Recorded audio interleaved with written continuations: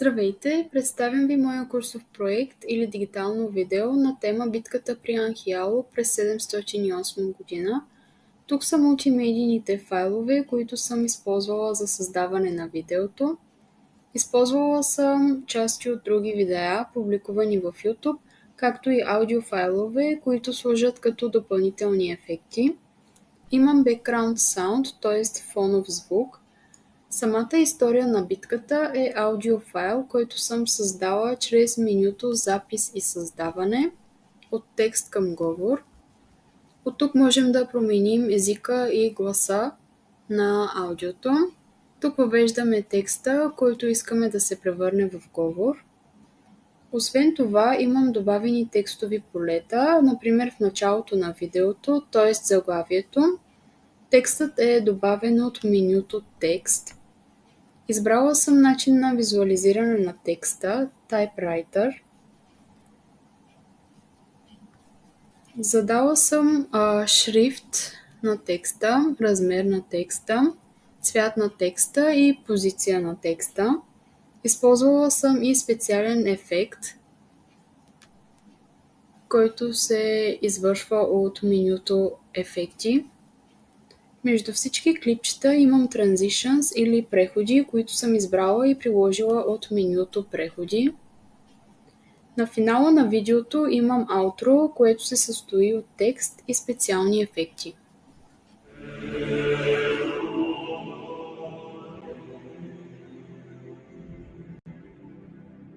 През 705 година, с помощта на хан Тервел, сваленият византийски император Юстиниан II, се възкачва отново на престол в Константинопол.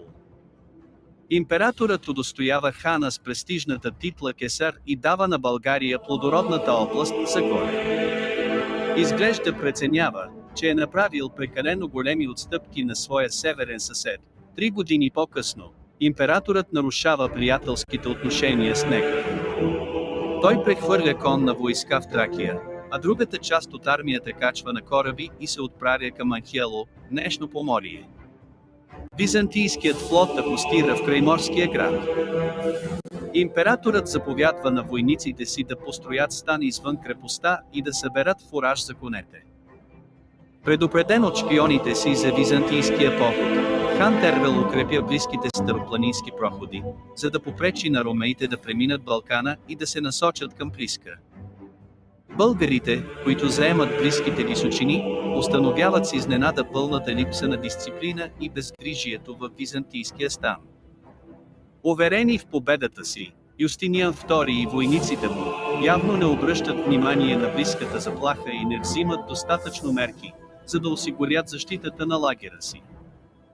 Българите се възползват от византийското безгрижие и внезапно нападат противниковия стан.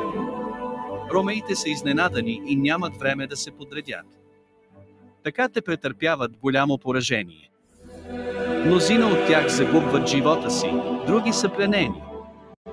Самият император, заедно с малцината оцелели, избягва от бойното поле и се затваря в крепостта Анхиало, която бива обсадена. На третата нощ, като видял настойчивостта на българите, императорът заповядва на хората си да превеждат жилите на конете, като сам сторил това на коня си. Тази заповед била дадена, за да не могат противниците му да използват изоставените коне. След това нарежда да се постарят трофеи по стените и с остатъците от армията, се качва на корабите и отплава към Константинопол.